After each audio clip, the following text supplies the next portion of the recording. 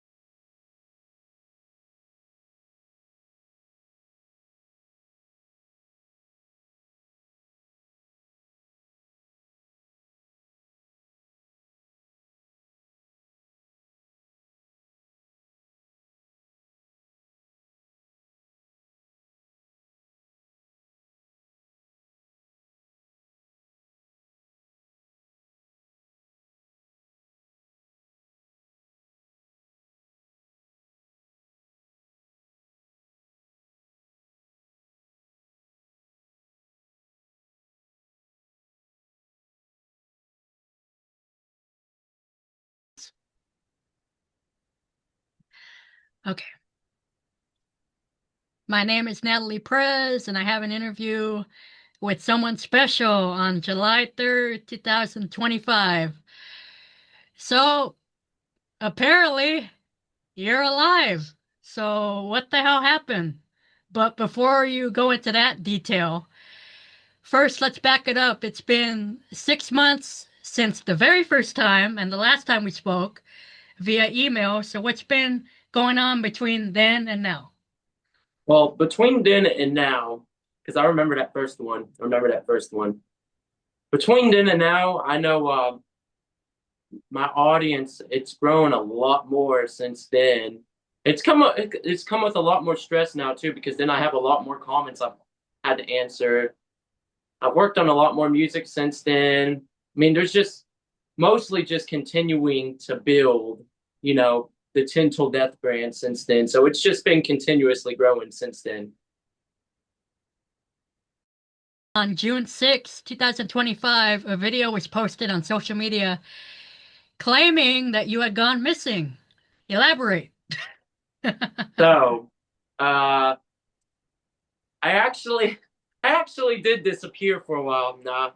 So, do you care if I explain everything that I did behind it, or Like a behind the scenes type thing, or why you like, did? or do you care if I explain the entire concept, the reason why I went missing and stuff like that, or?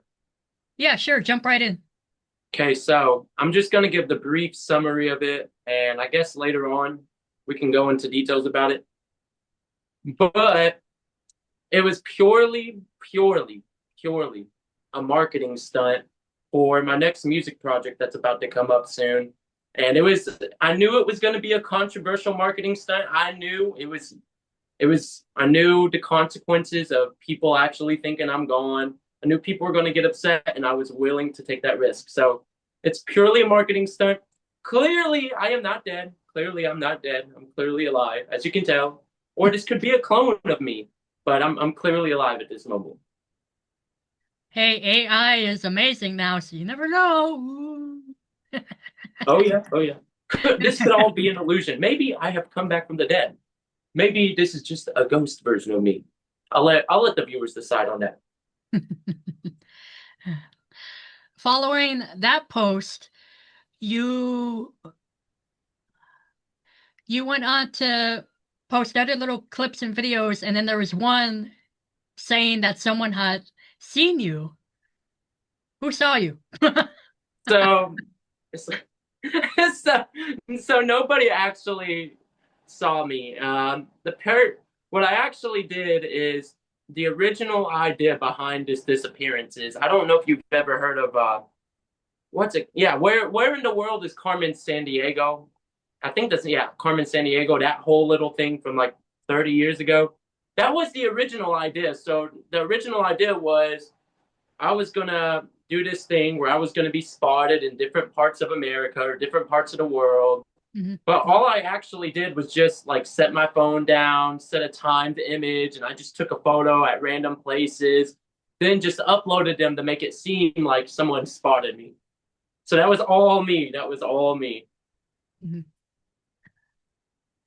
In various clips that have been posted, you had your family, friends, I don't know if you have a partner in that sense, go all out.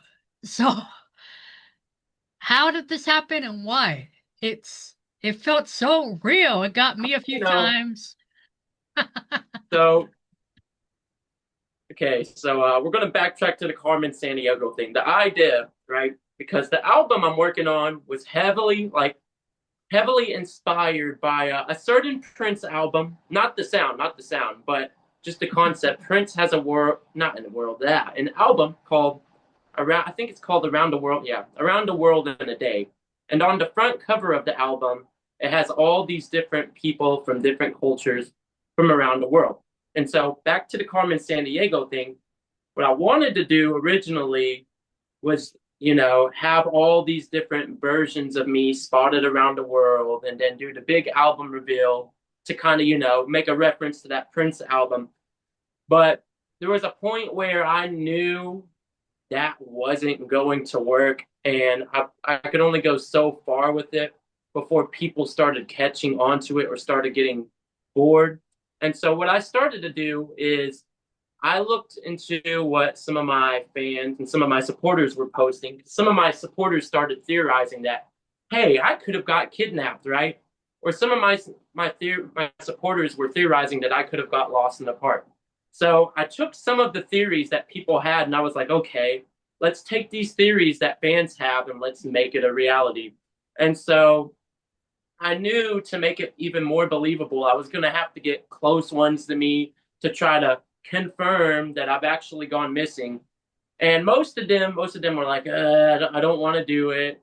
And some of them, they were okay with it. So I reached out to my best friend who was willing to, do just a phone call for me. And that's how that came to be. My partner agreed to do it. And I had to convince everybody in my close circle, even some of my friends, they agreed to do it. But we all had to, agree that no matter what fans try to reach out to us to ask if any of it's real, we're just gonna, say it's real, and nobody's gonna give up the stint until the actual album day.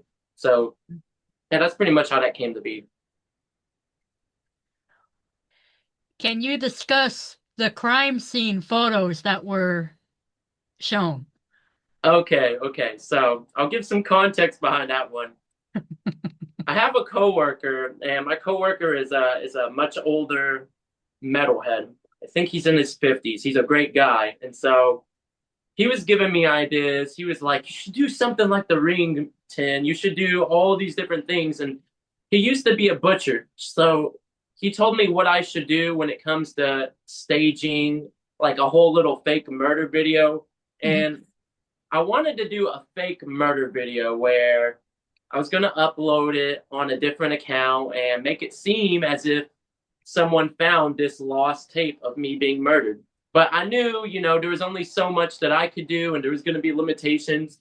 So I thought to myself, I'm like, okay, well, we can do a fake crime scene, but we have to make it look as real as possible. And with that old metalhead who used to be a butcher, he gave me some tips on how to make it look real, on what meats I should use to make it look like actual human guts.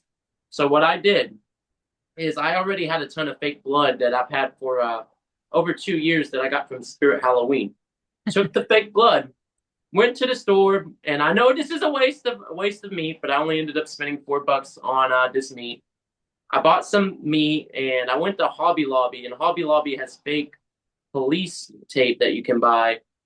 And I got that, and I went to the middle of the woods over here by my house. And what I did first to make it even seem more believable is I done some research on crime scene photos, and I was like, okay, I'm gonna take all of this knowledge, just based on these crime scene photos I've seen, and we're gonna try to recreate some of them. And so I went to the middle of the woods, set up everything, and I was pretty pleased with the results. No, no, none of the blood was real, and the meat that I used, it probably got ate by like some woodland creatures or something in the middle of the woods, but none of it was real. And it was just all me, just in the middle of the woods setting that up. Believable, though. It looked pretty believable. How were you able to set up, all these different things and not get the real authorities involved or have a fan or somebody out there be like, hey, 911? No, I'm glad you mentioned that. That was actually my biggest fear because one of my fans, they live very close to me. And when I went on my vacation about 2 weeks ago, one of my biggest fears was that someone was going to spot me in public and then probably reveal everything. And so what I had to do is it was just me hoping that nobody would report anything. And so to make sure that nobody would report anything, I would post online pretending to be a family member saying, "Hey, we already got the authorities involved. The authorities are already working on this." And by lying and saying that the authorities are already involved, the idea was that I was going to hope that nobody was going to report any of it to the authorities because they already read online that the authorities were involved. And I'm still hoping nobody has reported it to the authorities. And so that's pretty much how I got that going. It was just hoping nobody would actually report it to the authorities. Mhm. Well, if they did, I'm sure you would have gotten a knock on the door regardless. Oh yeah, oh yeah. That was one of my biggest fears. Every day I'd wake up and I would just look online, see what people were saying, and just hoping nobody would, nobody would actually take it too seriously and report it to the authorities. Mhm. Please talk about that obituary that was made about you. Was all that info true, false? No, some of it was true, some of it was false. So I made two obituaries. The first one I made, it ended up getting flagged and got taken down because the company that runs that website, they didn't believe that, someone had actually died and it got flagged in the system. So I had to make a second one. The second one, and it's easy to make an obituary. There's free websites out there where you can just make an obituary about anyone or anything. And it does say in the terms of use, if this is fraud, like this person didn't actually die, you could face legal trouble. But I was willing to risk it for this thing we were running here. And so some of the information on the obituary, like my age, yes, 25, about to be 26 in about a month and a half. That's true. The whole thing on there about me liking to hike and going out to the woods, that's true. That's so true. And then I think there's more information on there about me listening to music all the time or me being deep in the music. That's true because I have a whole collection in my living room just full of vinyl, CDs, cassettes that I listen to. So most of the information on there was true, but I did, sprinkle in, just heavily sugar coated it. So I will say most of it was true, but there was some heavy sugar coating in there as well. So after doing all these different posts so far, you've received an amount of love, pain, hate, some various people alike. What are your thoughts on how the reactions have been, how it's all turned out so far? I don't want to use this word, but I want to say it's beautiful. And there's a reason why. So it's like I said, going into this, I knew the consequences even before I started this whole little Tintel death is missing thing. Like I knew the consequences. I knew there was going to be people upset. People were going to call me a sicko, and I'm not trying to justify it. I'm not even trying to water it down. Like I'm here taking accountability for it. Like yes, I salute Kennamer. Pulled this stunt knowing the consequences, knowing how upsetting it would be to people, right? And I'd say the reactions are beautiful because it tells me one thing. It tells me that it's working because there's been times in the past where I did marketing stints. Nothing as crazy as this. This is probably the craziest stint I've done. But a lot of times in the past, the marketing stint wouldn't work or it wouldn't stick or people just did not enjoy it or follow through with the stint. And with this one, seeing the reactions of people actually believing it, people, leaving heartfelt comments, I'm just like, wow, this is beautiful because people are, this is working. But hasn't got out of hand. It's kind of got out of hand because when I took my vacation 2 weeks ago and a good chunk of my coworkers follow me online. So imagine you're one of my coworkers, you don't know I'm on vacation and you're seeing these posts about me missing. When I got back to work, like a ton of people were telling me that their phones were getting blown up, trying to ask where I was, asking if I actually went missing. There was a ton of people getting texts about me at work. It got so out of hand at work, people thinking I actually disappeared, to where I heard that my management had to step in, and which it tells me, oh man, this really is working. But at the same time, that's like, oh man, people actually at work believe what we did here was real to the point where management had to step in, and that's kind of like where when I look at some of the negative consequences of this whole stint, I'm just like, oh man, what have we got ourselves into this time, Tin? Think we pushed the envelope a little too much, Tin. So yeah. So, what did all of this misinformation lead towards in the end? What is the so-called big news? So there's several things. So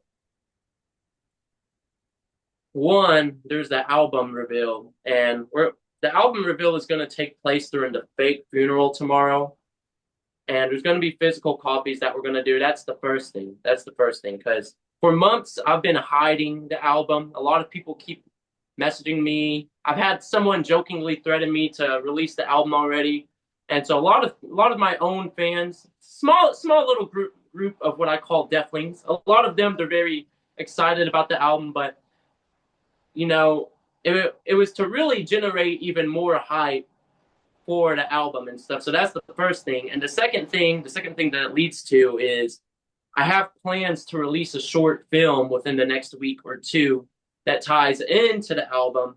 And then there was a third thing. I'm trying to remember what it was. Oh yeah, okay. So the third thing is I'm gonna do a mini tour. So it's also gonna, be revealed, hey, we're gonna be doing a tour as well. So if you're a Tintel Deathling, you're gonna have three great things happen with this reveal. You're gonna not only get a new album if you're a Tintel Deathling, you're gonna also get a cool little short film, and then you're also gonna probably get a chance to see me on a mini tour that we're gonna do. So that was the whole idea. That was the whole idea. Mhm. Since you went above and beyond for this little stunt, besides other ones that you've done before, can we expect to see you do something like this again, or you think this tops it? I think I know I'm gonna do another crazy stunt in the future, but it's not going to be faking my death again. Because faking, you can only do so much of the same marketing tactics until people are like, boring, or people are like, fake. And the faking death thing, I knew I really had to sell the hell out of it. And I knew that was going to be hard because I knew there was going to be people that called it out. Like, I think on one of the first posts. I saw you comment an emoji, and I was just talking to my friends. I'm like, this person knows. This person knows. And, I feel like this tops it at the moment because I'm asking myself, how much farther can I go? How much farther can I go? Because even me personally, like I'm a chaotic person, and there's only so much I'm willing to do for a marketing stunt. And I feel like this is probably the craziest stunt I'm ever going to do. And I know there's going to be more stunts that I'm going to do in the future, but nothing, nothing to this extent. But also this one, see, I told myself I have my own personal rules if I'm doing a marketing stunt.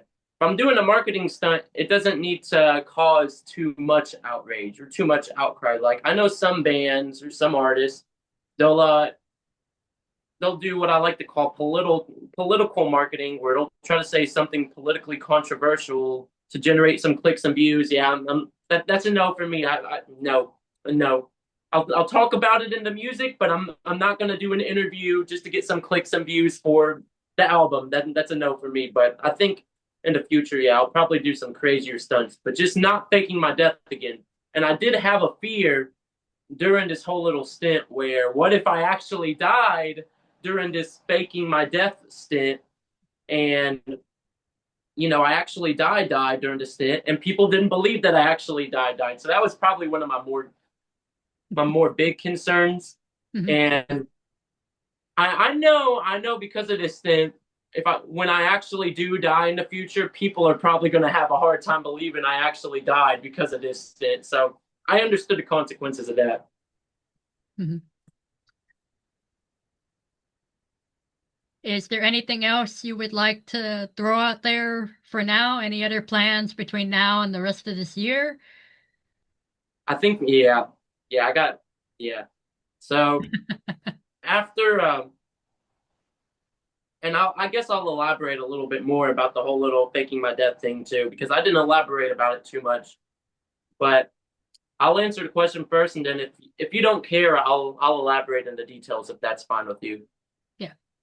So I know I've talked to my small little fan base about this, and I told them that after this album, we're just gonna do a full on pop album. And I know I'm pretty excited to do a pop album, but I told myself if I'm gonna do a pop album, I'm gonna try to make it as chaotic and crazy as possible, because when it comes to music, I just like music. Like in my vinyl collection, my cassette collection, my CD collection, there's everything. There's just everything, like just a mix of everything. And so I knew, especially being alternative, and you've probably seen it as well online, where there's people that'll judge you because you don't listen to alternative music all the time. And I listen to alternative music a lot. It's just I can understand that there's beauty in music as a whole, but beyond alternative music. So, and it wasn't even just that. Also, as an artist, and I feel like a lot of small artists, they box themselves in where they got to stay true to their music genre, where they always got to cater to a certain music genre of fans. Like some pop punk bands are always just going to make pop punk because that's what their core fan base knows them for. And I get it. If you want to branch out of pop punk or branch out of cold wave music as an artist, it can be daunting because you're going to have some negative reactions. But when you really have a love for music, and you can look at artists like Prince, you can look at artists like I'm trying to think of a good one here, Logic. When you really just have a love for music, you're going to try to go beyond your genre. You're going to try to just make music because you love music, regardless of how the fans feel about it. And so I know later on this year, yeah, I'm going to start. Well, dang, we're this late into the year. Dang, I didn't realize how late we are into the year. But I think later on this year, I'm going to start working on a pop album and then probably release it next year. But as for the whole little fake your death thing, now, I did leave clues behind that it was fake, and I was wondering if anyone was able to tell what those clues are. Nobody has been able to tell what those clues are yet. But the ones like you that were just curious and kind of knew that this might be fake, I'm telling you, it put a smile on my face because I'm just like, yes, someone knows what's going on here. And there's some people who realized it was fake from the get-go and just played into it. And that's what I liked about it, because the people that knew it was fake and just started playing into it, though, those are the people where I was like, yes, man, you're doing the Lord's work here. But anyways, I'll clarify a little bit more about me faking my death and why I did it, because I only gave the small details. So many times over the years, and you see this with a lot of small artists, you see this with bands, but with most, more mainstream, most more big bands, they could just release their music project and tell their fans, hey, this is my new album, go check it out. And because they're already established, people are going to check it out, right?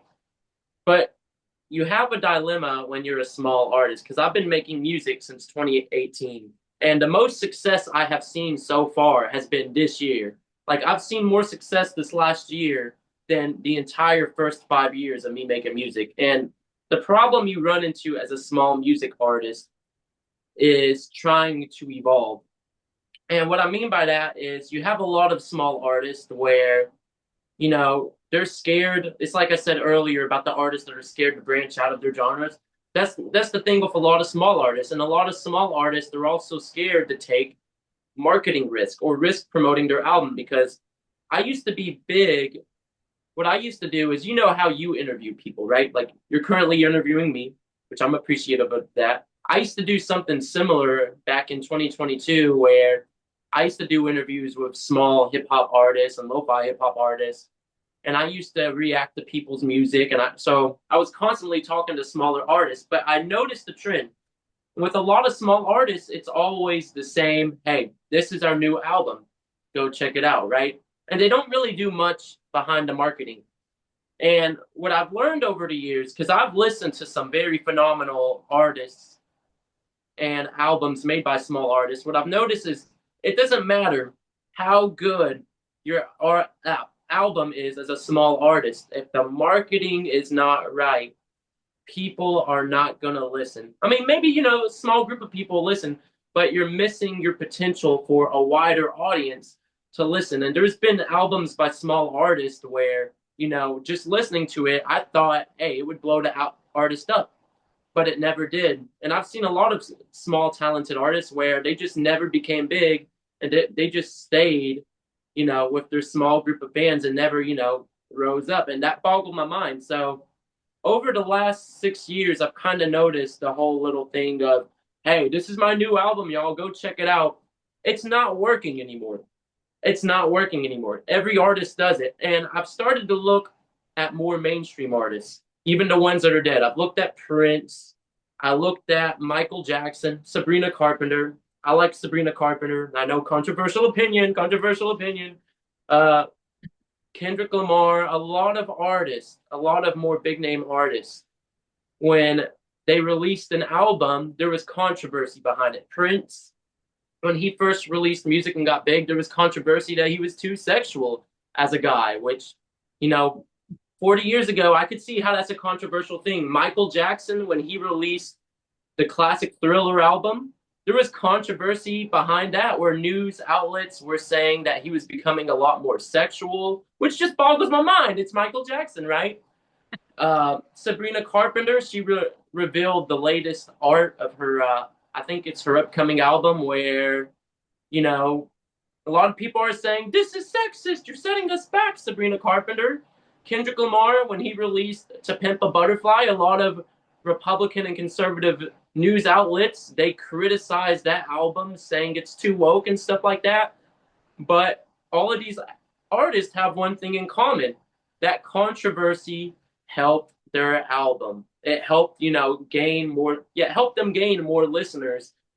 And I knew this time around, if I was going to do anything, and everything just aligned perfectly, because at the same time, I was studying Prince. I have a Prince autobiography, and I was reading into some of the things he did to market his music. It was kind of just perfect timing, because I knew, I was like, okay, I really want to push this album.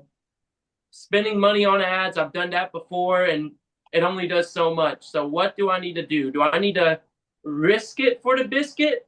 Is that what I'm going to do? Or am I just going to play it safe and just be hey, this is TenTillDeath's new album, everybody. And so I was willing to risk it for the biscuit. I knew the controversy it would generate.